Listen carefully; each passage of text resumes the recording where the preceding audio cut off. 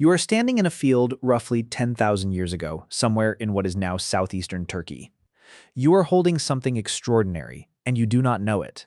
In your hand is a pouch made from the stomach of a young goat. Inside is milk.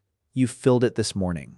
You have been walking for hours under a brutal sun, and the pouch has been bouncing against your hip with every step. When you stop to drink, something is wrong. The milk has changed. It is no longer liquid. Half of it has thickened into soft, white lumps.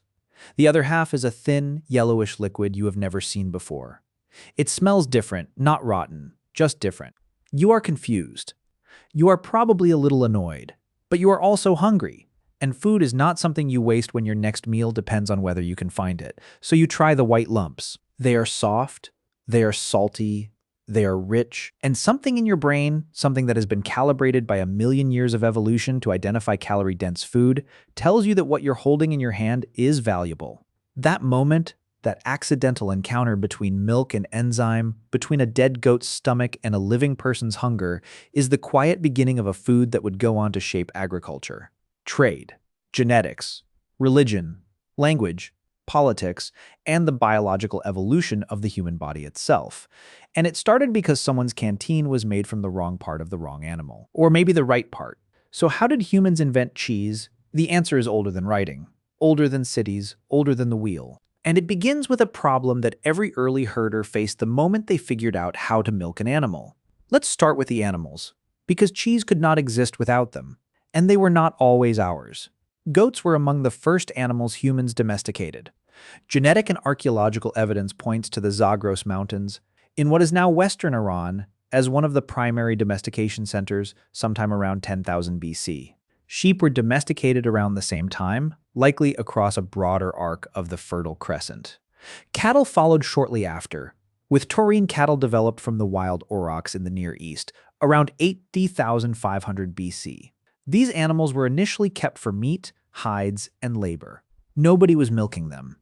That came later, and the evidence for when it happened is remarkably precise. In 2008, a team led by Richard Evershed at the University of Bristol published a study in Nature analyzing fatty acid residues trapped inside pottery fragments from sites across northwestern Anatolia, modern-day Turkey.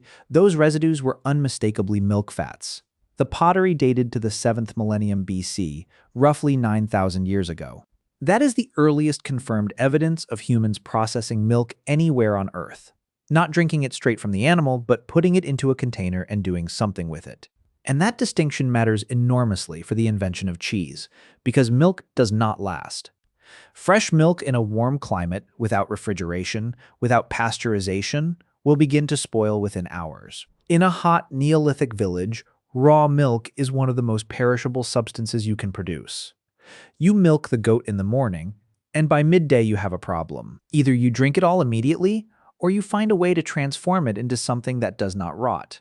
Think about what that means for the story of cheese. Cheese is not a luxury that someone invented because they were bored. It is a survival technology. It is the answer to a logistics problem that every pastoral community on Earth faced the moment they started collecting milk. How do you store liquid calories without them going bad? And the answer, the one that would eventually become cheese, was discovered not in a laboratory, but in the gut of a baby animal. Here is the biochemistry, because it matters. Milk is a suspension. It contains water, fat, sugar in the form of lactose, and protein, roughly 80% of which is a family of molecules called caseins. These caseins exist in milk as microscopic clusters called micelles, tiny spherical structures held together internally by calcium phosphate and kept apart from each other by a protein called kappa casein that coats their surface like a hairy shell. That kappa casein acts as a stabilizer. It keeps the micelles suspended, prevents them from clumping, and maintains milk as the smooth, drinkable liquid you recognize. Milk stays liquid because the kappa casein says so. Now, inside the stomach lining of a young ruminant, a calf, a kid, a lamb, there is an enzyme called chymosin. Chymosin is a protease, a molecular scissor, and it has one very specific job. It cuts the kappa casein at a single chemical bond, the Fe105-Met106 linkage, shearing off the hairy protective shell that keeps the micelles apart. Once that shell is gone, the micelles lose their stability. They begin to aggregate. Calcium ions act as bridges between the exposed proteins, cross-linking them into a three-dimensional network, a gel that traps fat and moisture inside its structure. The gel is curd. The liquid that separates out, mostly water and lactose, is whey. And the act of using an enzyme to split milk into curds and whey is, in the simplest possible terms, what cheese is. That enzyme, chymosin, exists in a baby animal's stomach because the animal needs to digest its own mother's milk. The baby goat is not trying to make cheese, it is trying to eat. But when a human fills a pouch made from that stomach with warm milk and carries it in the sun for a few hours, the residual enzyme in the stomach lining does exactly what it was designed to do. It curdles the milk. The human opens the pouch expecting a drink and finds instead something else entirely. Something solid, something that does not spoil as quickly, something that concentrates the calories of milk into a fraction of the volume. That is cheese. Accidental, beautiful, biochemical cheese. Now, here is a question that seems simple and is not. When did this actually happen? We know when humans started keeping dairy animals. We know when they started putting milk in pots. But when did someone first separate curds from whey and deliberately keep the solid part? The oldest direct archaeological evidence of the cheese-making process comes from Kujawi, a region in north-central Poland. For decades, archaeologists had been puzzling over perforated ceramic fragments found at Neolithic sites across the region. These were potsherds full of small holes, like a colander.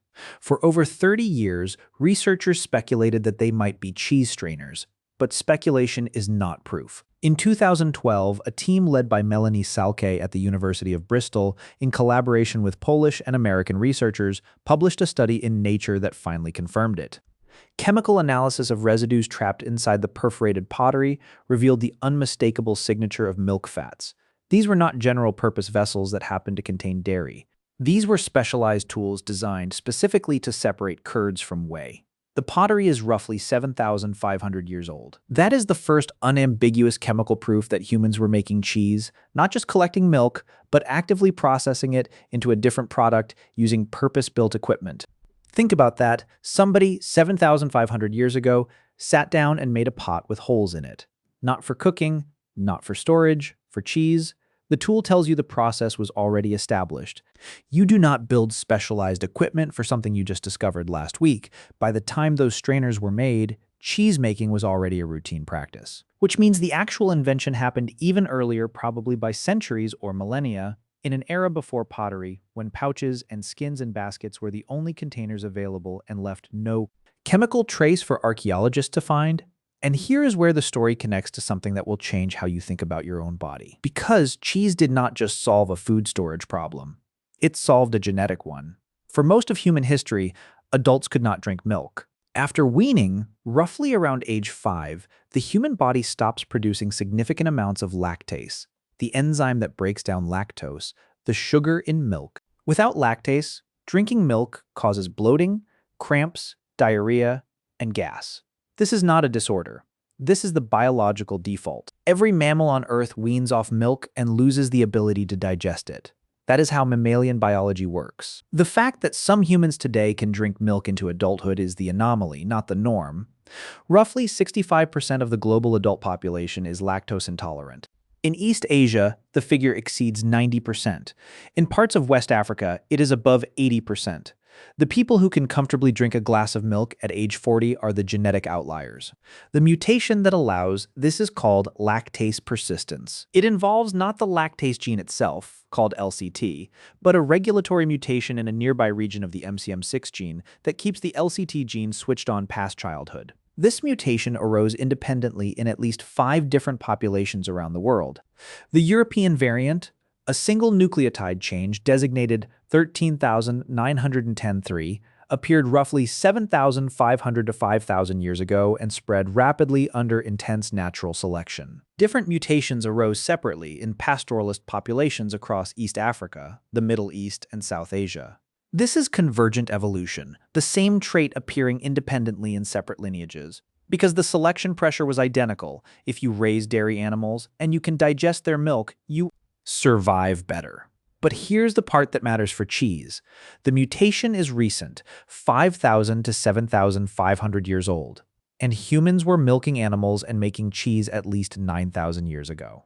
Which means for at least 500 to 4,000 years, humans were relying on dairy from animals they could not biologically digest. How? Because cheese fixes the problem? The fermentation process that turns milk into cheese dramatically reduces its lactose content. Fresh milk contains roughly 4.7% lactose. A well-aged cheddar contains less than 0.1%. Parmesan, aged for months, contains essentially zero.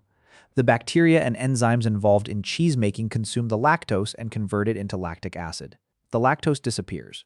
The protein and fat remain, and suddenly a food that would make you violently ill in its raw form becomes a concentrated, storable, calorie-dense source of nutrition that your gut can handle perfectly well. Cheese was the cultural adaptation that preceded the genetic one.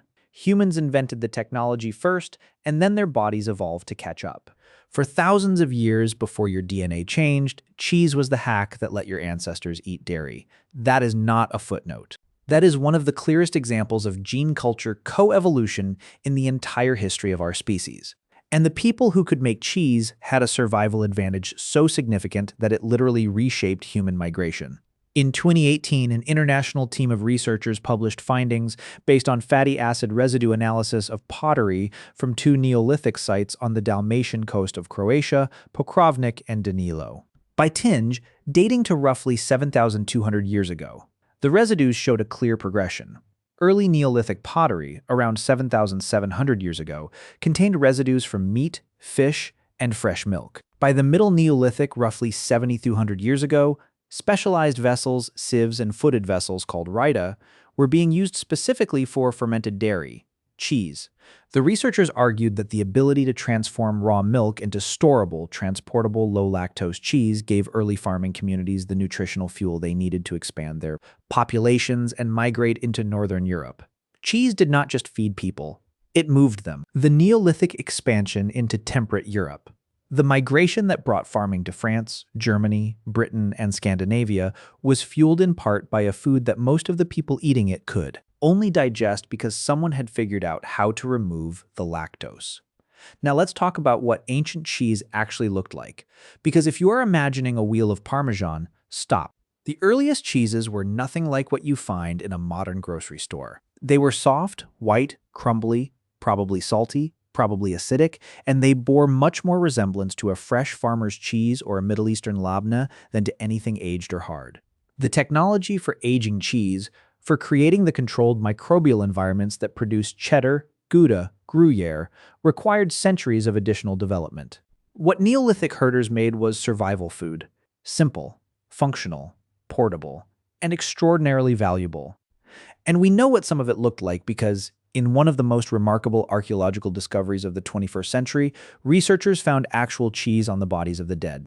At the Zhaohe Cemetery in the Taklamakan Desert of northwestern China, archaeologists excavating Bronze Age burials found something unprecedented.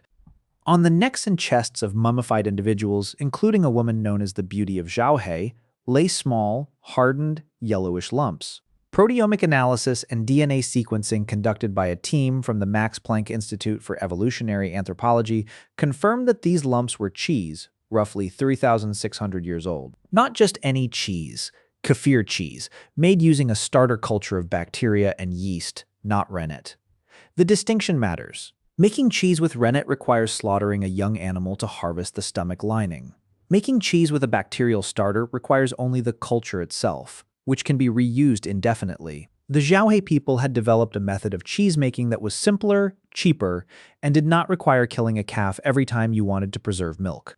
And the DNA analysis of the ancient bacteria Lactobacillus kefiranophaciens allowed scientists to trace the evolution of probiotic cheese cultures across 3,600 years. The genetic data also confirmed that the Zhaohe people themselves were lactose intolerant.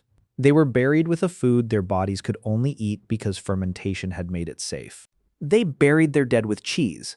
Think about what that tells you. Cheese was not just food, it was grave goods. It was something valuable enough, meaningful enough, to send with the dead into whatever came next. 3,600 years ago, in a desert in western China, cheese was worth dying with. Meanwhile, thousands of kilometers to the west, in Mesopotamia, modern-day Iraq and Syria, cheese had become an industry. On the facade of the Temple of Ninhursag at Tel al-Ubaid, archaeologists uncovered a limestone and shell inlay frieze dating to roughly 2800 to 2600 BC. It is called the dairy frieze, and it shows the entire process: cows being milked, the milk being strained, workers churning and processing dairy products, not a casual depiction, a temple frieze. The fact that dairy production was carved into the wall of a sacred building tells you how central it was to Sumerian life and religion. Cheese was not just food in Sumer. It was an offering to the gods. Administrative cuneiform tablets from the 3rd dynasty of roughly 2100 to 2000 BC, record the production, taxation, and allocation of milk, butter, and cheese. Bilingual dictionaries from the period list dozens of varieties of cheese, suggesting a level of dairy sophistication that rivals many modern cultures. The Sumerians were not experimenting with cheese. They had mastered it, they were cataloging it, taxing it, and distributing it through state bureaucracies. Cheese had become infrastructure. And in Egypt, cheese became something stranger. In 2018, a team led by Dr. Enrico Greco from the University of Catania published findings from the tomb of Ptolemais, a high-ranking official who served as mayor of Memphis during the 13th century BC. The tomb, located in the Saqqara necropolis near Cairo, had been originally discovered in 1885, lost to shifting sands for over a century, and rediscovered in 2010. During excavations between 2013 and 2014, archaeologists found a solidified whitish mass inside a broken jar, covered with a piece of canvas fabric. Proteomic analysis revealed it was a dairy product made from a mixture of cow's milk and either sheep or goat milk. It was roughly 3,200 years old, and embedded within the residue, the researchers found peptides belonging to Brucella melitensis, the bacterium that causes brucellosis. The world's oldest identified solid cheese residue was contaminated with one of the oldest identified traces of an animal-borne disease. The cheese was buried with the dead. The disease was buried with the cheese. 32 centuries later, both were still there. Now, here is where the story shifts from survival technology to cultural force, because cheese did not stay simple. Once humans figured out that milk could be transformed into solid food, they spent the next several thousand years figuring out how many different transformations were possible. And the answer, it turns out, is staggering. There are over 1,800 named varieties of cheese produced worldwide today. France alone claims between 1,000 and 1,200 distinct types. Italy produces hundreds more. The differences between them are driven by 5 variables: the animal that produced the milk, the method used to curdle it, the bacteria or molds involved in ripening, the temperature and humidity of the aging environment, and time. The same raw ingredient, milk processed through different combinations of those variables, produces mozzarella and Stilton, Brie and Pecorino, Gouda, and Roquefort. The range is absurd.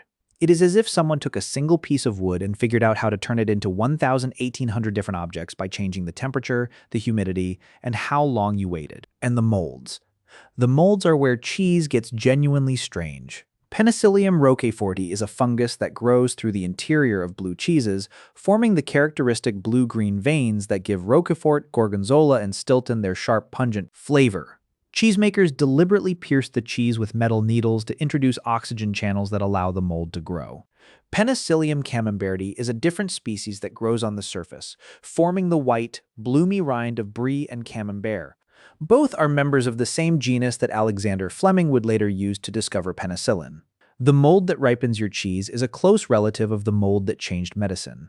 Humanity's relationship with penicillium has been running for thousands of years. We ate it long before we understood what it was doing. The legend of Roquefort's discovery tells you something about how humans encountered these molds. According to the story, a shepherd near Roquefort-sur-Soulzon in southern France abandoned his lunch of rye bread and sheep's milk curds in a limestone cave to chase after a woman. When he returned days or weeks later, the mold from the bread had spread to the curds, transforming them into the blue-veined, pungent cheese that would eventually become one of the most regulated foods in France. In 1411, King Charles VI granted the residents of Roquefort-sur-Soulzon exclusive rights to the ripening process in the Combloux caves. In 1925, Roquefort became the first cheese in France to receive an appellation d'origine designation. Pliny the Elder mentioned it admiringly in the 1st century AD. Charlemagne reportedly tasted it and demanded a regular supply. Whether the shepherd's story is true or not, the fact remains that the natural limestone caves of southern France, with their specific temperature, humidity, and airflow created by natural fissures, called fluorines, provided exactly the conditions that Penicillium roqueforti needed to thrive. Humans did not engineer the environment. They found it. And then they spent 1,500 years making sure nobody else could use it, and the Greeks wrote about cheese before any of that. In Book X of Homer's Odyssey, composed in the 8th century BC, Odysseus and his crew enter the cave of the Cyclops Polyphemus and find it filled with racks of drying cheese, pails of whey, and separated lambs and kids. Homer describes Polyphemus milking his ewes and goats, curdling the milk and placing the curds in woven baskets to drain, a step-by-step account of cheese production embedded in a monster story. The description is so precise that culinary historians have identified the product as a likely ancestor of feta. A one-eyed giant in a Greek epic poem was making cheese. That tells you how ordinary the process already was by the 8th century BC. It was so commonplace that even a Cyclops did it. In the Iliad, cheese appears as sustenance for warriors. Aristotle observed the properties of different rennets and their effects on milk. And Columella, the Roman agricultural writer, devoted an entire section of his 1st century AD treatise De Re Rustica to cheesemaking. He described how milk should be curdled with rennet from a lamb or kid, or alternatively with the sap of a fig tree. He detailed the pressing, salting, smoking, and aging of cheese. He described different varieties from soft, hand-pressed fresh cheeses to hard, salt-cured wheels that could survive long storage. Columella was writing a textbook, and the subject was cheese. The Roman army ran on it. Legionaries carried cheese as part of their rations alongside grain and salted pork. The Emperor Hadrian was noted for sharing his soldiers' diet of lardo, caseo et pasca, bacon fat, cheese, and sour wine. Hard, aged, rennet-set cheese could survive weeks of marching without spoiling. It was calorie-dense, protein-rich, and practically weightless compared to the nutrition it delivered. Roman military engineering conquered the Mediterranean. Roman cheese kept the engineers fed. The Latin word for cheese, caseus, survives in the English word cheese, the German Käse, the Dutch Käse, and the Spanish queso. The French fromage and the Italian formaggio come from a different Latin root, formaticus, meaning molded cheese, from forma, the word for the basket or mold used to shape the curds, which itself traces back to the Greek formos, the wicker baskets Homer described Polyphemus using in his cave. The language of cheese remembers its own history. The word you use to name it tells you whether your culture defined it by how it was made or what it was made of. And then the monasteries took over. In medieval Europe, when the Roman infrastructure collapsed and the continent fractured into competing kingdoms, it was the monasteries that preserved and advanced the craft of cheesemaking. Benedictine and Cistercian monks, governed by religious rules that prohibited meat during frequent fasting periods, needed protein-dense alternatives. Cheese was the answer. And monks, being methodical, literate, organized people with generations of continuity in the same location, did what no previous cheesemakers had done. They experimented systematically. They kept records, they refined techniques and passed them down with precision. Monks invented or perfected washed rind cheeses, the pungent orange-skinned varieties like Munster, whose name literally derives from the Latin monasterium. They developed aging techniques using the cool, humid cellars and caves beneath their monasteries, creating the conditions for affinage, the controlled ripening process that transforms a bland young cheese into something complex and layered. They pioneered the use of copper kettles for heating milk, improving temperature control during curdling. Parmigiano-Reggiano, the hard Italian cheese that today sells for more per kilogram than many cuts of meat, traces its origins to Benedictine and Cistercian monks in the Emilia-Romagna region in the 12th and 13th centuries. They created it specifically because they needed a cheese that would last. Using salt from the Salsa Maggiore mines and milk from their monastery farms, they developed a large, granular wheel that could age for months or years.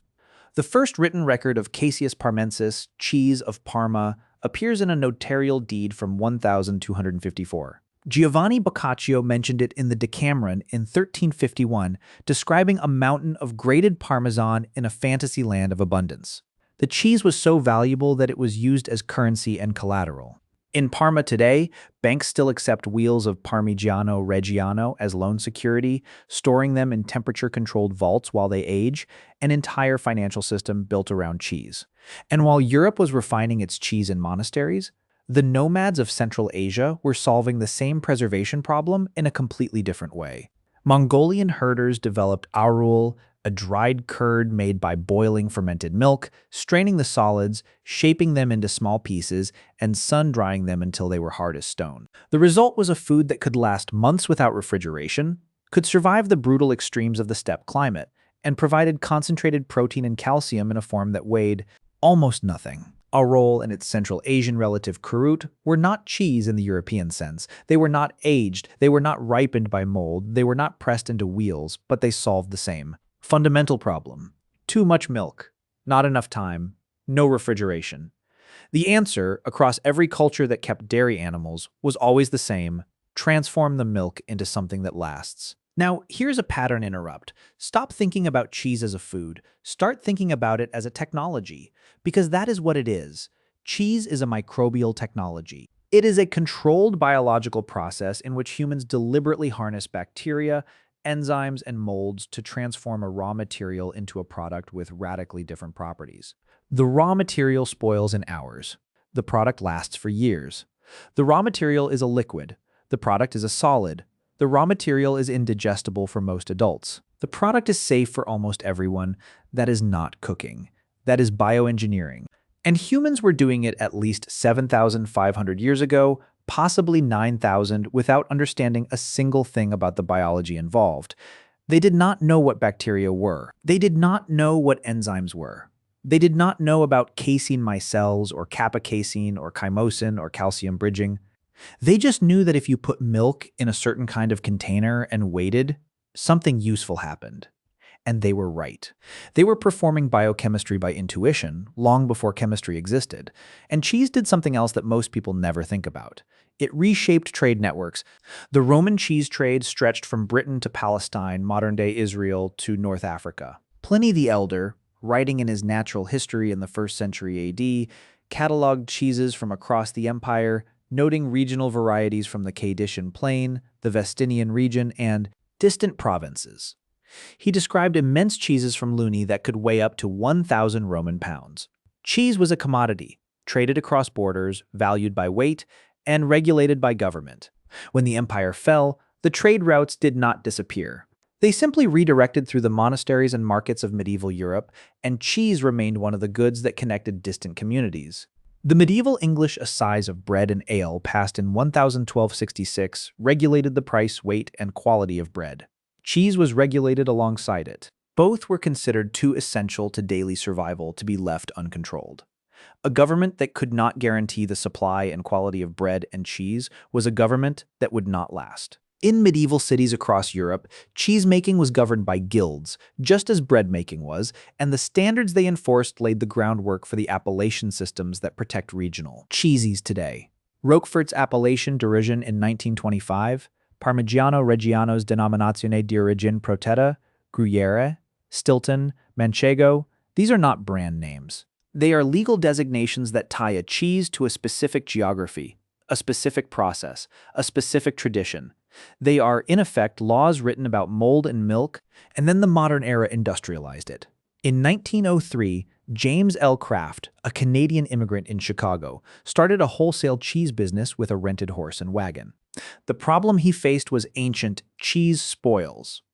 Even hard cheeses develop mold, crack, dry out, and become unsaleable. Kraft spent years experimenting with ways to extend shelf life, and in 1916 he patented a process for pasteurizing and emulsifying cheese. He shredded natural cheese, heated it with sodium phosphate salts, and poured the result into tin cans. The product was consistent, shelf-stable, and virtually immortal. It could survive months in a warehouse, weeks in a soldier's pack, years on a shelf. During World War I, the U.S. military ordered 6 million pounds of Kraft's canned cheese to feed troops in Europe. The product that had been invented in a Neolithic village to survive a few days without refrigeration had been re-engineered in a factory to survive indefinitely. Processed cheese was not better cheese.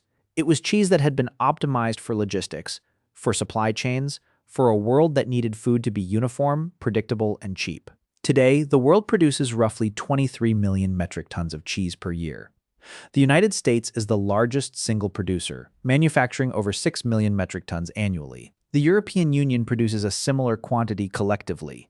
Much of it is made with fermentation-produced chymosin, a genetically engineered version of the enzyme that originally came from calf stomachs. Scientists inserted the gene for chymosin into bacteria and yeast, allowing them to produce pure enzyme through fermentation without any animal slaughter. The majority of cheese produced in the world today uses this engineered enzyme.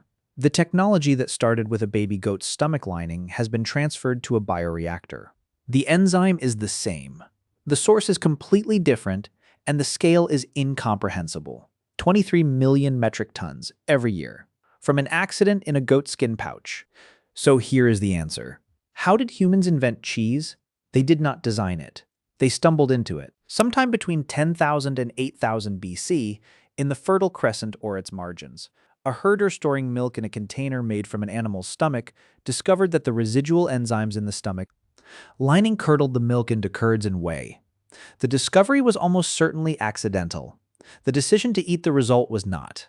And once early herders understood that the solid curds lasted longer than raw milk, that they were easier to transport, and that they concentrated calories into a smaller volume, cheese became a technology that every dairy culture on Earth would independently adopt and refine.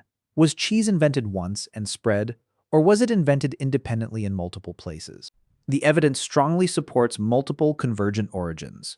The kefir cheese of the Zhaohe people in China was made with bacterial starters, not rennet. The arol of the Mongolian steppe was dried, not aged. The strainer cheeses of Neolithic Poland were pressed through perforated pottery. The acid-curdled paneer of South Asia uses no enzyme at all, just heat and lemon juice. These are fundamentally different processes arriving at the same solution. The probability that a single invention spread to all these cultures, given the geographic separation, the different base milks, the different coagulation methods, and the wildly different timelines, is negligible, well under 5%. What is near certain, above 95% probability, is that any pastoral culture with access to milk, containers, and warm temperatures would eventually discover that milk curdles and that the curds were worth keeping. Cheese is a convergent invention, as inevitable as bread, as universal as fire. But here is the part that stays with me. Cheese is just spoiled milk. That is all it has ever been. Milk that went wrong in exactly the right way. And from a liquid that curdled inside a dead animal's stomach on a hot afternoon 10,000 years ago, humans built a technology that reshaped their own DNA, fueled the migration of farming across an entire continent, fed the armies that built empires, inspired the bureaucracies that taxed nations, drove the monastic scholarship that preserved Western knowledge through the Middle Ages, and today sustains a global industry producing 23 million metric tons every year. Tonight somewhere, someone is pulling a wheel of cheese from a cave where it has been aging for 2 years. The rind is hard, the interior is golden, the smell fills the room. The person handling it is performing the same basic act that a Neolithic herder performed when they lifted a handful of white curds from a goatskin pouch and decided they were worth eating. The scale has changed, the science has changed, the understanding has changed, but the act has not. You take milk, you transform it, you wait. And what comes out the other side is something more than what you started with. Something denser, something richer, something that lasts. That is cheese. A 10,000-year-old accident that nobody ever stopped repeating. And every time you slice a piece off a block in your kitchen, you are reaching back across 100 centuries to a moment when someone looked at curdled milk inside a stomach pouch in the heat of a Neolithic afternoon and thought, I can use that. And you are still using it.